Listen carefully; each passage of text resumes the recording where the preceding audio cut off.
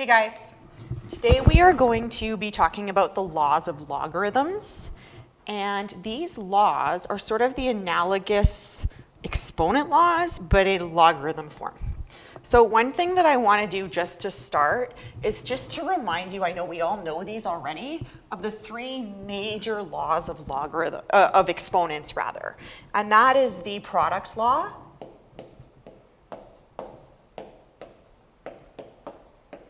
right? So these are our exponent laws.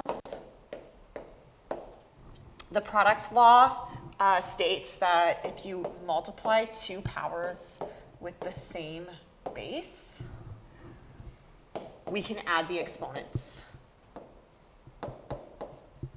Okay. So, if you had like 2 cubed times 2 to the 5, and really the reason is it comes from expansion. 2 cubed is 2 times 2 times 2, and 2 to the 5 is a string of 5 2s, so all together we have 2 to the 8. Okay. We also have the quotient law.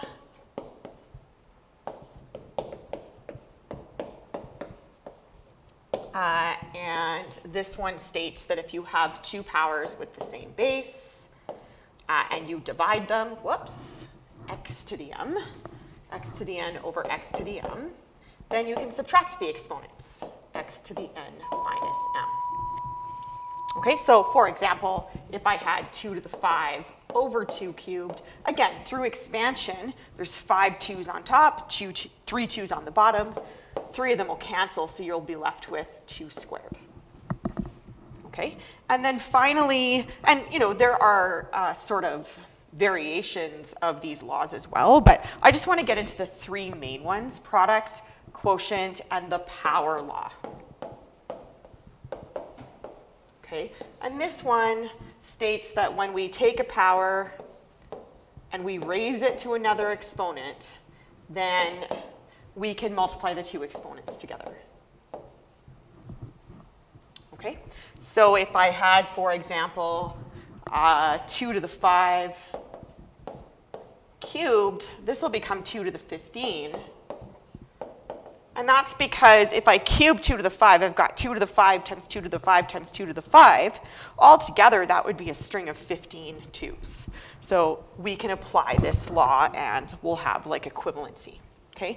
Now we've also seen that exponents and logarithms are very, very much related to one another.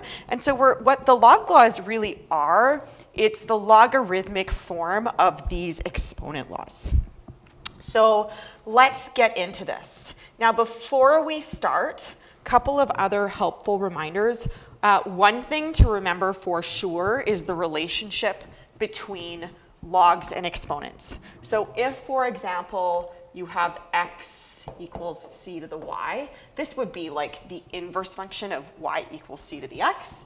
In logarithmic form, that would be y equals log base c of x.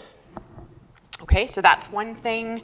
Another thing that we looked at when evaluating logarithms is if you have log base c of c to the n, if you can put the argument piece, that's this piece over here, and write that as a power of the base, the logarithm is equal to that exponent, because essentially what we're asking is c to the what equals c to the n. It's got to be c to the n equals c to the n. Okay, so this is always true, and this is an offshoot of this law, but log base c of c, well, here the exponent is 1, right? So log base c of c is always equal to 1. You're essentially saying c to the what equals c. It's got to be c to the 1. Log base c of 1. Okay, we're saying c to the what equals 1. This is always equal to 0. So it doesn't matter what the base is, but if the argument is 1, the value of the logarithm is 0, because the exponent on the base must be 0 to get a value of 1. Okay, so these are just some nice things to know. You could always evaluate these by setting them equal to a variable and switching to exponential form, and you'd have an exponential equation. But these types of things come up quite a bit, and so it's kind of like a nice to know thing. Okay, one thing I do want to touch on, which I don't think we've seen yet, is log base c of 0, okay? So what we're asking here is c to the what equals 0, okay? If you have a non-zero base and you raise it to some exponent, you will never, ever, ever get 0, okay? So this is actually undefined. The x value, if you will, if you look over here, this x value can never equal 0. And we actually see that graphically as well, because the y-axis, which is the line x equals 0, is the vertical asymptote. So if you ever see something like this, this is undefined. And if you punch that into your calculator, you will get an error message. Okay? And then the other thing that I just want you to remember is the relationship between radicals and fractional exponents, because when we're using these log laws, which we'll go through in a second, to simplify stuff, then we're going to have to remember this. Okay, so what I want you to remember is that when you have the nth root of x to the m, this is equal to x to the m over n. Sometimes this piece might be written like this, the nth root of x to the m. That m exponent could go on the inside or the outside. Okay, so I want to start with the first law, which is the product law. Okay, and the product law, and by the way, these log laws are on your formula sheet. So the product law says that if you have log base c of m times n, okay, if your argument can be broken up into the product of two other numbers, this is equal to log base c of m plus log base c of n. Okay, and in reality, actually, we usually go in this direction, because usually what we're trying to do, just like when we're using exponent laws, we take several logarithms and try and condense them down into one. Okay, now this is actually analogous to the product law of exponents, because remember the m and the n, the argument is equal to the value of the power. Okay, so, and the actual logarithm is equal to the exponent. So what we're doing here is we're actually adding these two exponents, just like in the power law. That's why we add.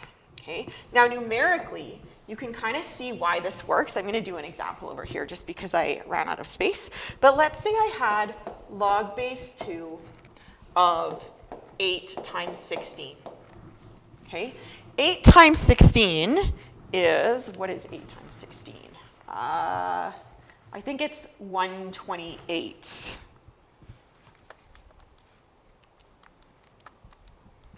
Yeah, so that's log base 2 of 128, and 128 is 2 to the 7. So this is equal to 7. Okay. Now I have written this 128 as the product of two other numbers. According to the product law, I can actually break this up into the sum of these two values, log base 2 of 8 plus log base 2 of 16. So let's separately evaluate these. We want to get a sum of 7. The first one would be log base 2, 8 is 2 cubed, of 2 cubed, plus log base 2 of 16 is 2 to the 4. And that's, log base 2 of 2 cubed is 3. Log base 2 of 2 to the 4 is 4. So we end up with 7. We have the same value, okay? And so remember, try and remember the logarithm itself. The value of the logarithm was the exponent on the original power. And so when we multiply those two values together, we are going to add their exponents, okay? Quotient law. So this one states that if we have log base c to the m over n, okay, well, when we were multiplying, we added logarithms. Here, we're going to subtract logarithms. Opposite of addition is subtraction.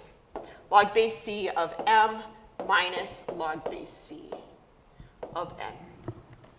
Okay, and what I'm going to do is I'm going to use these same two values, 8 and 16, to show this example, because we've already sort of evaluated those logarithms. So let's say, for example, I have log base 2 of 16 over 8. Okay, well, that would be log base 2 of 2 to the 1. So this is equal to 2. Or sorry, this is equal to 1. The exponent is 1, right? Log base 2 of 2 to the 1 is equal to 1. So many 2's in there, I was getting confused. And that's actually this guy here, right?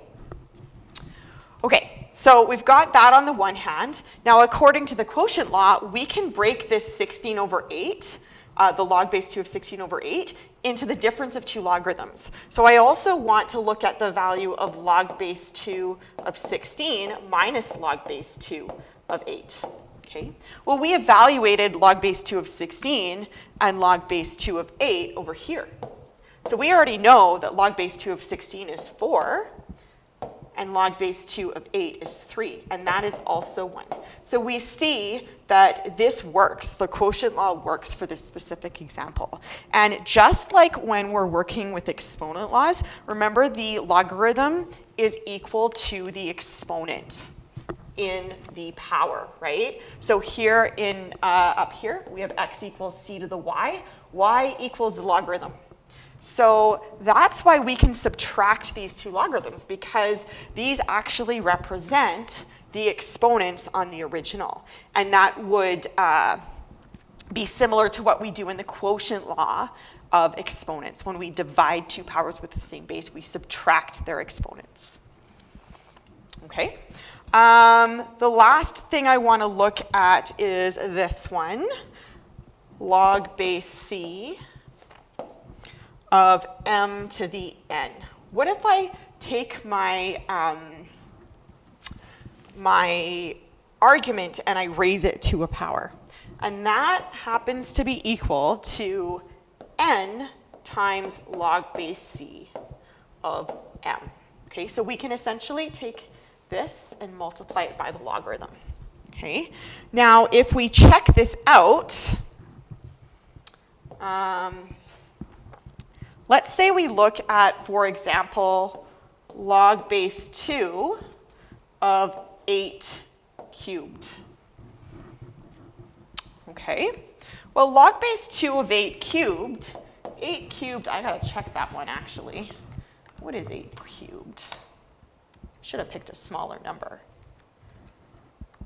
That is 512.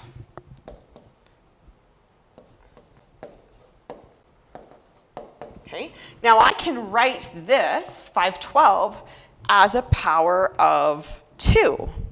Log 512 is equal to 2 to the 9, I believe. I'm just going to double check that, but I'm pretty sure I'm right. 2 to the power 9, yes, 2 to the power 9 is 512. So log base 2 of 512 is equal to log base 2 of 2 to the 9, and that is equal to 9. Okay. On the other hand, if I apply this power law tells me I can bring the 3 and put it out in front. So I can look at 3 times log base 2 of 8, and I should get the same value. Well, we know that log base 2 of 8 is equal to 3. We did that right here, right? So that's going to be 3 times log base 2 of 8 is 3. 3 times 3 is also 9. So we see, in this case, this power law checks out. And this is similar to the power law in exponents, because essentially what we're doing is the logarithm represents an exponent. So we're taking the exponent, raising it to an exponent. We end up multiplying the two exponents together. So that's why you have the n, which is the one exponent, times log base c of m, which is the other exponent. Okay?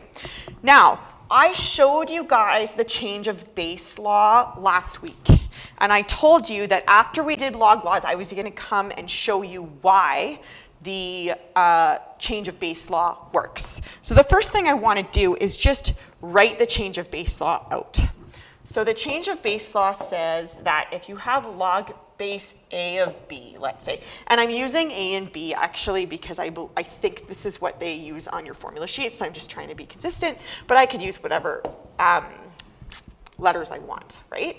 That's equal to, you can introduce a new base, log base c over log base c, and then the original argument goes in the numerator, and the original base goes in the denominator, okay? Now, most of the time, we end up choosing base 10 for c because we want to use this change of base law to either evaluate something on our calculator or graph something on our calculator. But I can now prove it to you using the power law.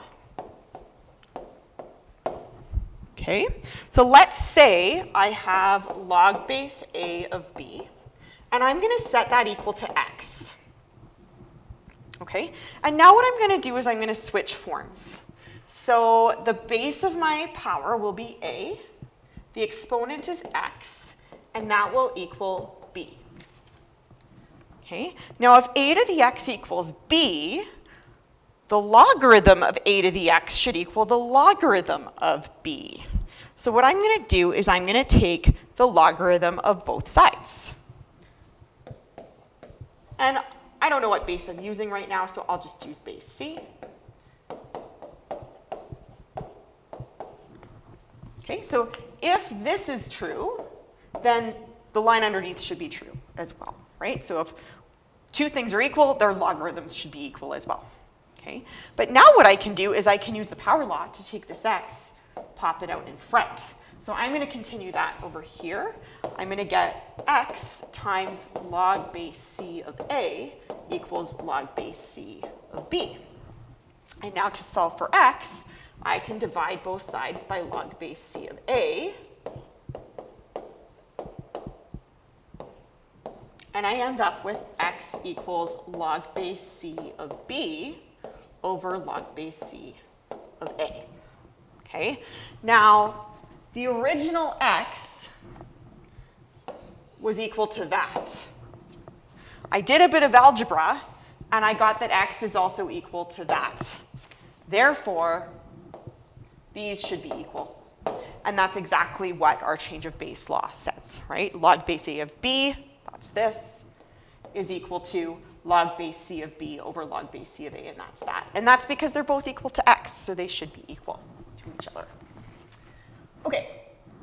Natural logarithm, I just want to talk about this very briefly. I did already mention it when I introduced logarithms, but the natural logarithm, we write that using the prefix ln x is equal to log base e of x. And so if you see that ln, that's what it means. And e is an irrational number. It's approximately 2.7.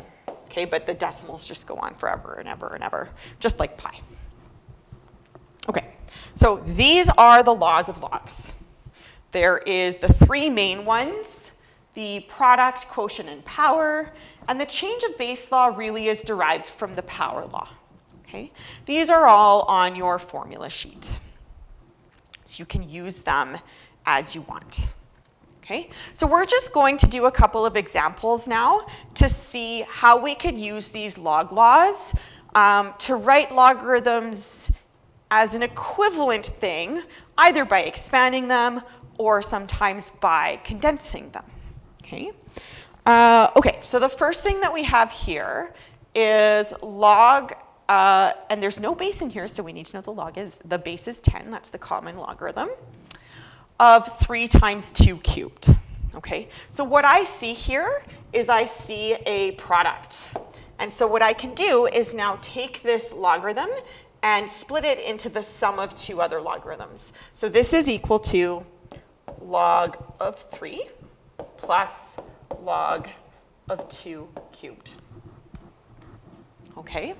And then what I'm going to do, once I break it apart, is take this cubed and bring it out in front. That's my power law. So I'll have log of 3 plus 3 log 2. Okay? Now in B, it looks like there's really nothing to do here, but now this is when I want you to remember about fractional exponents and radicals and their relationships with one another. We can actually rewrite the square root of x as x to the 1/2. And then we can take this and bring it out in front. So this is equal to 1/2 log base 5 of x. Okay. This guy, now I see a quotient, but I also see an exponent. And in this case, the exponent applies to the entire quotient. And so we have to deal with that first. So I'm going to take this 6, and I'm going to bring it out in front. And this will equal 6 times the logarithm of 6/5. Okay? And now, once that 6 is out in front, I can apply my quotient rule to break this log of 6/5 up into the difference of two logarithms. So 6 times, now this should go in brackets because the 6 is multiplied by the whole thing, log of 6 minus log of 5. Okay, and you might want to leave it like that, or you could distribute in. So you could write it as 6 log 6 minus 6 log 5. Okay.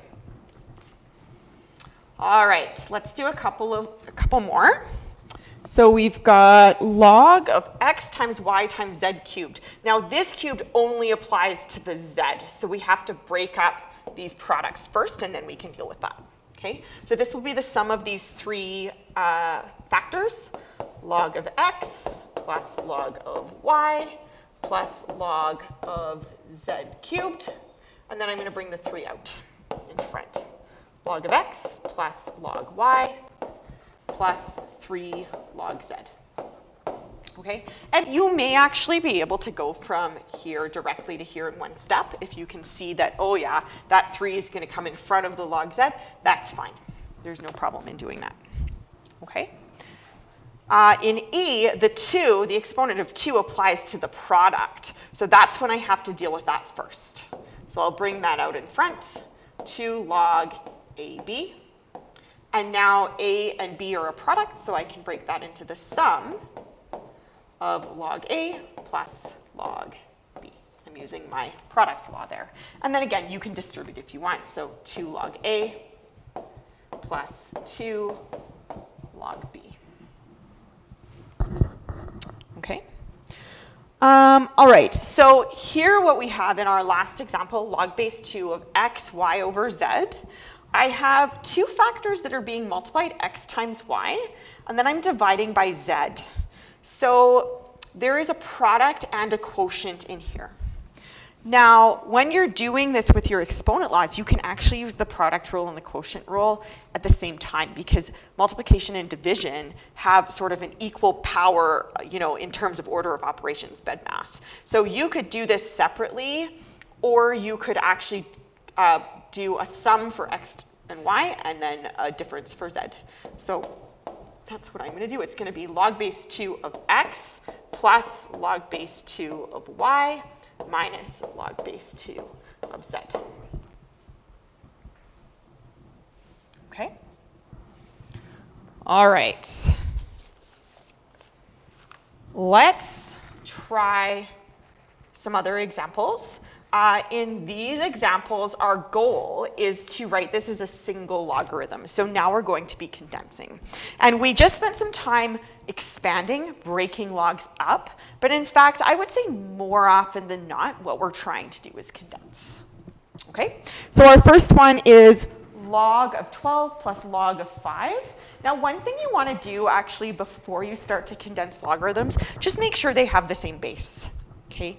You can't use laws of logs on logarithms with different bases, just like you can't use the exponent laws on powers with different bases. Okay? So I'm just going to do a scan. Okay, it looks like these are all the common logarithms, so we're good. They're all base 10. Okay? So here I am adding two logarithms.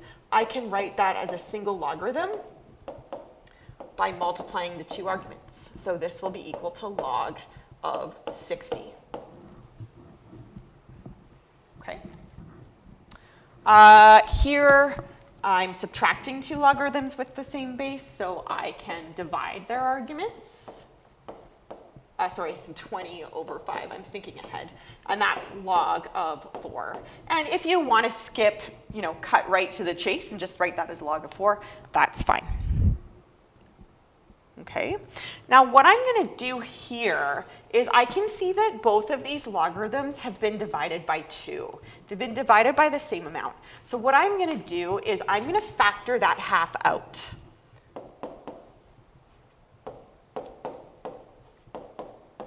So I'll start with that. Okay, now inside the bracket I can use my product law. So I can write this as log x times y. Okay, and now I can take this half that I'm multiplying by the logarithm by and move it up here into the exponent position. Now this is a single logarithm. This will be log of xy to the 1/2. Okay, or you may write it this way too. Log of square root of xy. That's where I was going. The log of the square root of xy. So if you want to write that as a radical, that's fine. Okay. All right, these examples. So in these examples, we have to think about using multiple laws at the same time. And you kind of want to remember your exponent laws here. And, sorry, not your exponent, your BEDMAS, order of operations. So in order of operations, exponents come before multiplication and division. And so exponent has to do with the power law. Okay? If you see any of those, you got to deal with that first before you start to apply product and quotient. So I'm going to do that first. I'm going to get log of A minus log of B to the 5, and then plus log. Now, this is going to be the square root of C squared. Okay. So now I'm going to use my product and quotient. And I can see I'm adding log A and log of the square root of C squared. So when I'm writing this as a single logarithm, that's what has to go in the numerator. It's the A times the other thing that I'm adding, the other positive logarithm. And another thing is the square root of C squared is C, right? When you take a square root and square at the same time, that's just going to equal C. Square root of C squared is C. And then this is the part that I'm subtracting, the log of B to the 5. So this is going to go in the denominator. Okay. And then last one that we are going to condense and write as a single logarithm, log of 2x plus 1 plus log of x plus minus 5 rather. And we are adding these two logarithms, so we can write this as a single logarithm by multiplying the two arguments. Okay, and here you may actually even expand this. This is log of, let's see, 2x times x is x squared, and then minus 10x plus x is minus 9x, and then minus 5. Okay, now we will talk more about this next class, but when you have algebraic arguments, like these ones, x minus 5, 2x plus 1, we are actually going to have to restrict the variable because the argument must be greater than 0, right? If you have a base to an exponent, you will never get 0 or a negative number out of that. So that's a little just bit of foreshadowing that will come a little later on. Okay, so use the laws of logarithms to simplify and evaluate each expression. Okay, so we've got log base 2 of 100 minus log base 2 of 25. So we can use our quotient law here. This will be log base 2 of 100 over 25 is 4. And this is, let's see, log base 2 of 2 squared, so that's equal to 2. Okay. Now the second one, log base 3 of 9 square root of 3. So there are several ways that you can do this. I'm just going to show you the way where you'd be using your log laws and seeing that this is actually a product. So I can break this up into the sum of two logarithms. So this will be equal to log base 3 of 9 plus log base 3 of the square root of 3. And now what I'm going to try and do is express the argument as a power of the base. So I'm going to write this first one as log base 3 of 3 squared, and the second one as log base 3 of square root of 3 is 3 to the 1/2. And now I can say, okay, log base 3 of 3 squared is equal to 2, plus log base 3 of 3 to the 1/2 is 1/2. So this is equal to 2.5, or 2.5. Okay. Last question here. We are adding two logarithms, so we can use our product law and multiply the two arguments together. So this will be log base 3 of 54 times 1/2. And again, if you want to do this part in your head, that's fine. That's log base 3 of 27. And to evaluate, I'm going to try and write 27 as a power of 3, which is hopefully not too cumbersome. So that will equal 3. Log base 3 of 3 squared is 3. Okay, so I mentioned, we looked at this example when we were looking at transformations of logarithmic functions. So this was, I think, yesterday or maybe the day before. And we had looked at this blue graph, y equals log base 4 of x, and we were trying to write out a transformation that could be applied, the equation, to get the red function. Okay? And what we had talked about, probably the most obvious one, is that what we're doing with the blue graph is we're moving everything up 1. Okay, so it's a vertical translation 1 up. So the red function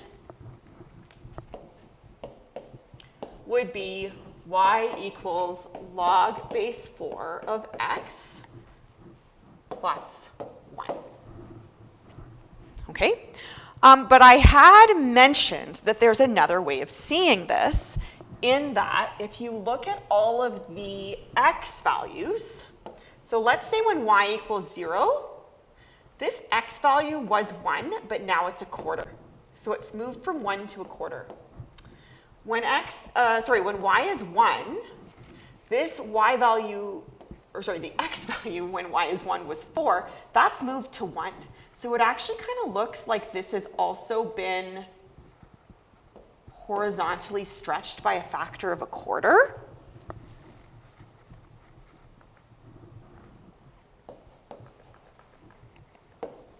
Now, if it's horizontally stretched by a factor of 1/4,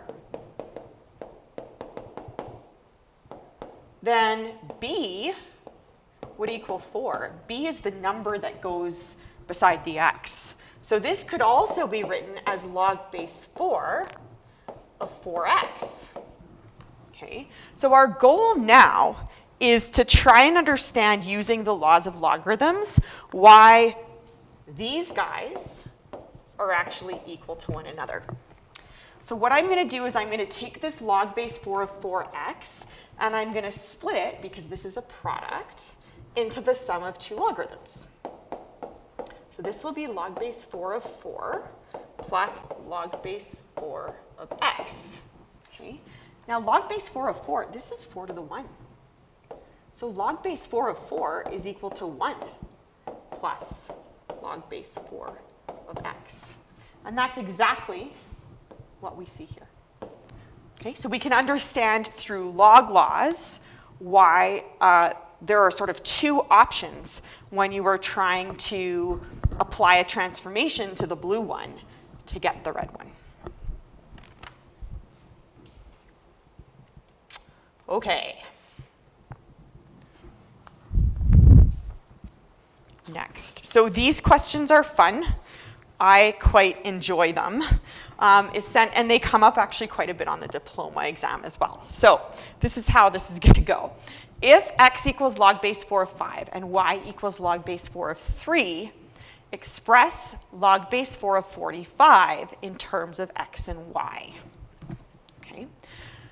The key here is that we've got to take this 45 and be able to write it using the numbers 5 and 3. So we're going to write it as a product using 5 and 3. Okay? Now, if you think about the prime factorization of 45, right, that's like 3 times 15, and 15 is 3 times 5. So 45 is 3 squared times 5. So I'm going to take log base 4 of 45 and write it as log base 4 of 3 squared times 5. Okay. So the key with these questions is take a look at these numbers and try and write the argument that you're given as products of the 5 and the 3, or whatever numbers you're given. Okay? So now that it's in product form, I can break this up into the sum of two logarithms. Log base 4 of 3 squared plus log base 4 of 5. Okay? And I can bring this 2 in front, and this becomes, 2 times log base 4 of 3 plus log base 4 of 5. Okay, well, in terms of x and y, x is equal to log base 4 of 5. So I can write this part as x. Y is log base 4 of 3. So 2 times log base 4 of 3 will be 2y. Okay, so I can express log base 4 of 45 as 2y plus x.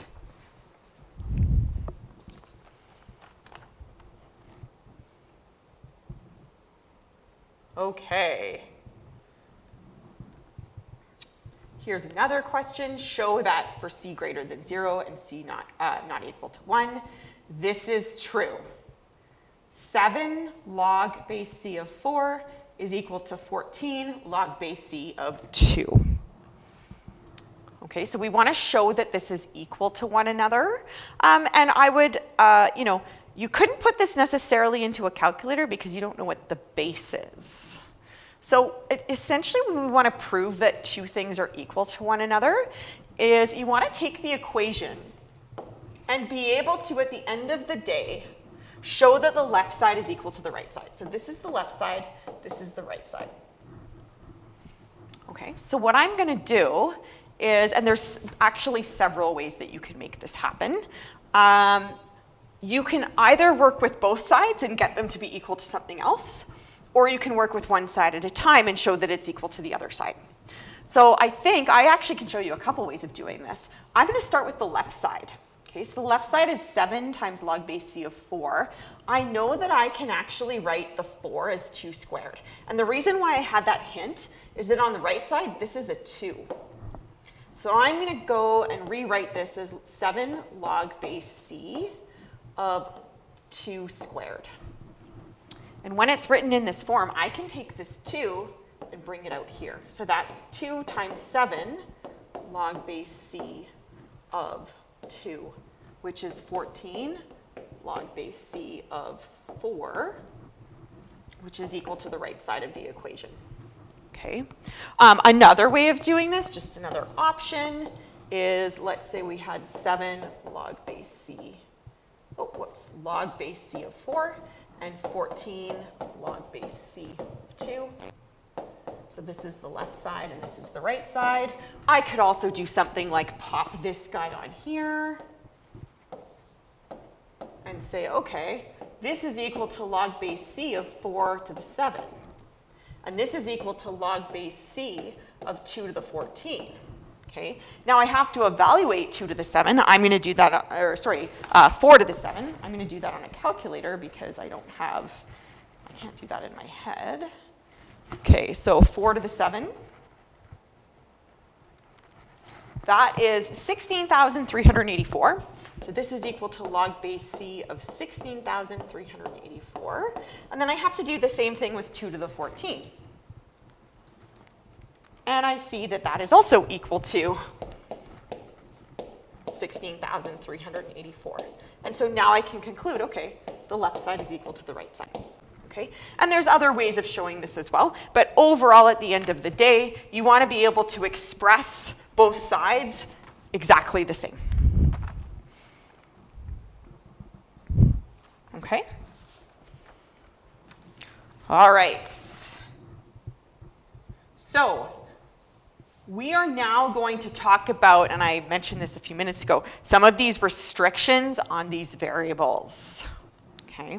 So write the expression as a single logarithm in simplest form and state any restrictions on the variables. Okay? So one thing that we want to think about is that logarithms are only defined when the argument is positive, right? If you think of, and this is a bit of a side note, but y equals log of x, we see this. X must be greater than 0.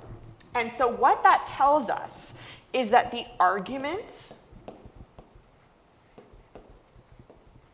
has to be bigger than 0. Okay? When our argument is an algebraic expression, we have to take this into account. So that's one thing that we're going to think about. Okay? There is also something else that we need to think about, especially when we're dealing with subtraction, and that is non-permissible values. But let's first write this as a single logarithm. Okay? The other thing that I would highly encourage you to do is if you have an expression that can be factored, factor it, because probably in factored form something's going to cancel, and then we can simplify because we're asked to write this in simplest form. Okay, so this is subtraction. So I know I'm going to use my quotient law. I'm going to have a big quotient in here. Whoops, didn't mean to do that. Log base 2 of, let's see what this quotient is. Okay, well, the numerator has to be x squared minus 9. The denominator is going to be x squared minus x minus 6. But what I'm going to do is I'm also going to factor at the same time. Okay, so I know x squared minus 9, that's a difference of squares. And x squared minus x minus 6. I'm looking for two numbers that multiply to -6 and add to -1. So that's -3 and +2. Okay? So there are several things that we need to keep in mind here. Firstly, think about rational expressions. Okay? In rational expressions, these expressions are undefined for any value of x that will make the denominator equal to 0, because we can't divide by 0. We get an undefined value. Okay? So just by looking at the denominator, I know that x cannot equal 3 or -2. Okay? So that's one thing that I want to really write down. Okay?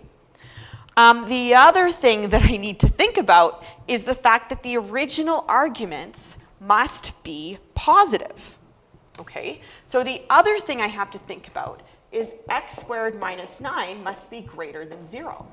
And x squared minus x minus 6 must also be greater than 0. Okay? What we're solving here is a quadratic inequality, which is something that we did back in 20-1. So I know it's been a little while since you did this. And there are several ways of solving them, but essentially solving an inequality is similar to solving a quadratic equation in that we do have to get the roots of the equation. And we can do that by factoring. So what I'm going to do is I should have left more room, but if I look at the x squared minus 9, that's x plus 3 times x minus 3. That has to be greater than 0. Okay? Now if I were to look at the corresponding function for x squared minus 9, let's say I looked at y equals x squared minus 9, it would have zeros at -3 and 3. And because the coefficient of x squared is positive, it will look like that. Okay? Now, the reason why I want you to think about the corresponding function is because we can see very clearly from the corresponding function where y is greater than 0. Y is essentially greater than 0 here or here. Okay? The other way that you could do this is by factoring, making a number line, and taking test values. But I find this to be the quickest. So I can see from here for this particular argument, x must be less than -3, or x must be greater than 3. So this is going to come into play. And that's just for the numerator, right, for the one logarithm. And then if I look at the other function, this guy, again, sorry, should have left myself more room, and I factor that, x minus 3 times x plus 2 is greater than 0. Well, this one, if I were to look at the corresponding function, y equals x squared minus x minus 6, has zeros at 3 and -2, right? And I'm getting these zeros from the factored form, okay? And again, coefficient of x squared is 1, it's positive, so this parabola would open up as well. And we can see from the parabola, again, where is y greater than 0? It's when y is less than -2 and y is greater than 3. Okay? Now, when we compare these two graphs, because overall we want to get the restrictions kind of as simple as we can, right? So we have from here, x is less than -2, x is greater than 3. Okay? Overall, you want to go with sort of the most limiting value, right? With the smaller of the two domains. Because you don't want an x value that is fine for one of them, but not fine for the other one. And so I'm going to give you the example. Let's say x was -2.5. It would be okay for the second one, but it wouldn't be okay for the first one, because in the first one, x has to be less than -3. So if we put this all together, the restrictions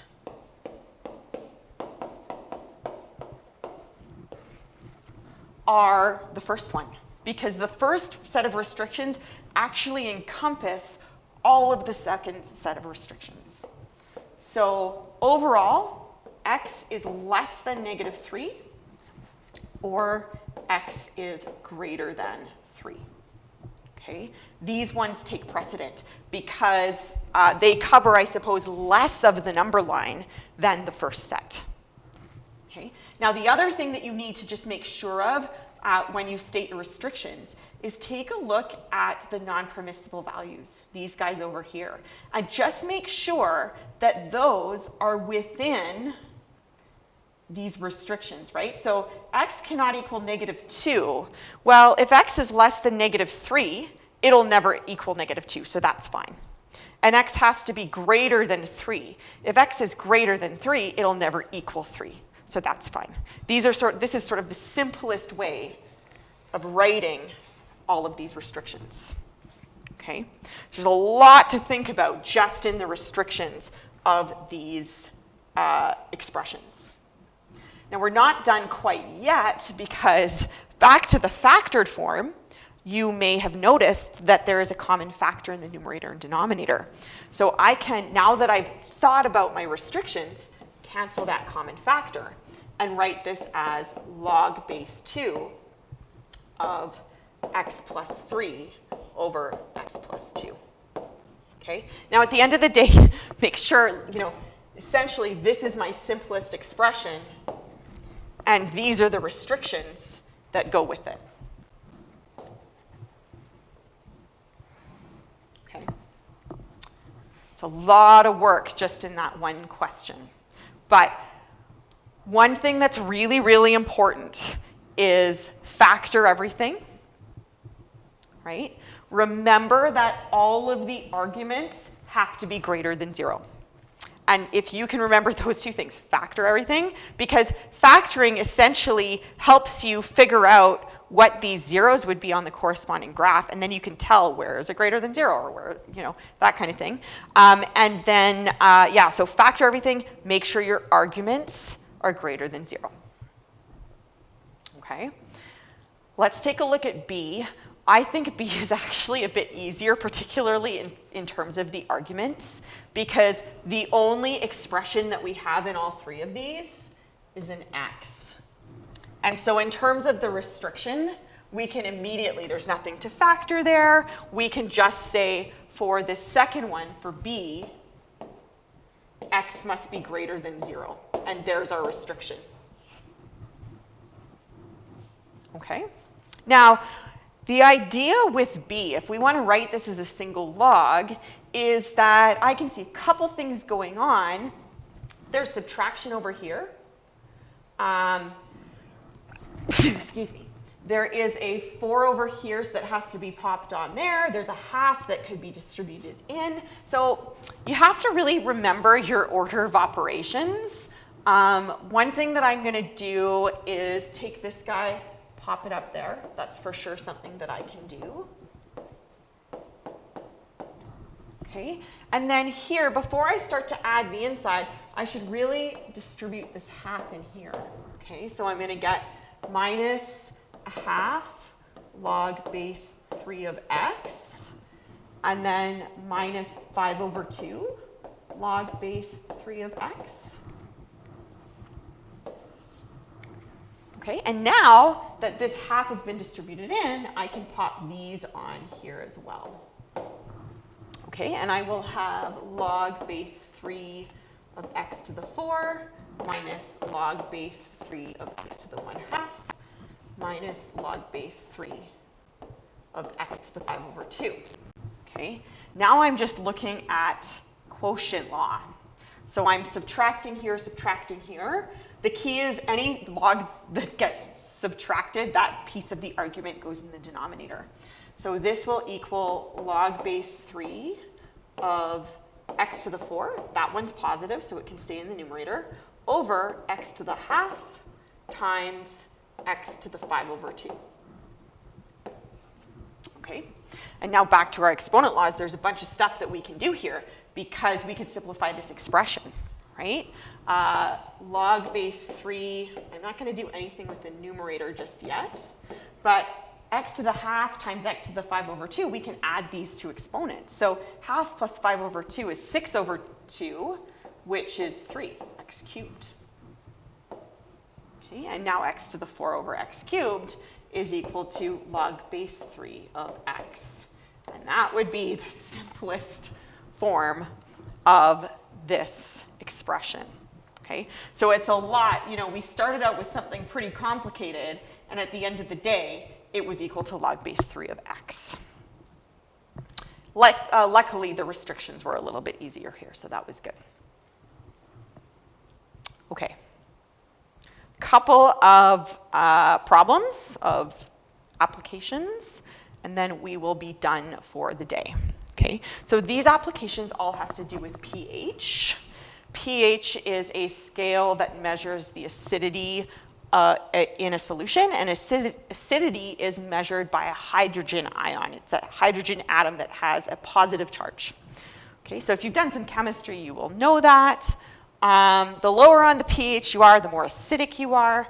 And pH, the relationship between pH and the concentration of hydrogen ions is given in this way. Okay? And the hydrogen concentration is in moles per liter. So moles is a specific number of atoms. Honestly, it's been so long, you guys, I can't remember, but I know it's times 10 to the 26 or something. But it's a big, big, big, big number of atoms in 1 mole. Okay? Really, you don't need to know too much about the units. You just need to know how to work with this equation. The pH is on the left, and the concentration of hydrogen ions is on the right.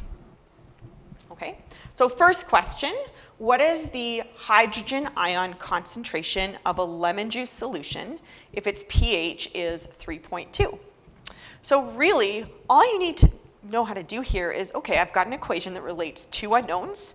Which unknown do I have? I'm going to sub that in and then solve for the one I don't know. Okay? So I know the pH. So I'm going to sub that in on the left. 3.2 equals negative log base 10 of the concentration of H plus hydrogen ions. Okay. Now you could solve this graphically by graphing the left side as y1 and the right side as y2 and finding an intersection point, but I think we should actually be able to solve this by switching into exponential form, right? So if we can write this instead of as a logarithm, as an exponent, we should be able to figure out what H plus is, the concentration of H plus. One thing just to note, you can't switch forms until the logarithm has been isolated. So we do need to multiply or divide both sides by -1. So this will become negative 3.2 equals log base 10 of concentration of hydrogen ions. Now I can switch forms. So the base is 10. The exponent is the value of the logarithm, negative 3.2, and that's equal to the concentration of H plus. Okay, so I'm just going to do that on my calculator. I don't know, let's see. 10 to the negative 3.2. That is, oh, it's in scientific notation. Okay, so the concentration of H plus is 6.31 times 10 to the negative 4 moles per liter. Okay? And in this second question, all we're doing is working with the same equation, determine the pH of milk to the nearest tenth if its hydrogen ion concentration is 3 times 10 to the negative 7. But now we know the concentration of H plus. So we're going to sub that in instead of pH. Negative log base 10 of the concentration of H plus. And in this case, this is 3 times 10 to the negative 7. And because pH uses the common logarithm, you can just plug this right into your calculator. So I'm going to do that right now. Negative log of 3 times 10 to the power negative 7. And I am getting 6.5. Okay, slightly acidic. 7 is sort of neutral in the middle, so this is slightly acidic. Okay, so I am going to end there for today. And I know this was a lot of information, but I'm going to end there for today, and we will for sure pick this up tomorrow, and I can answer any questions that you may have then.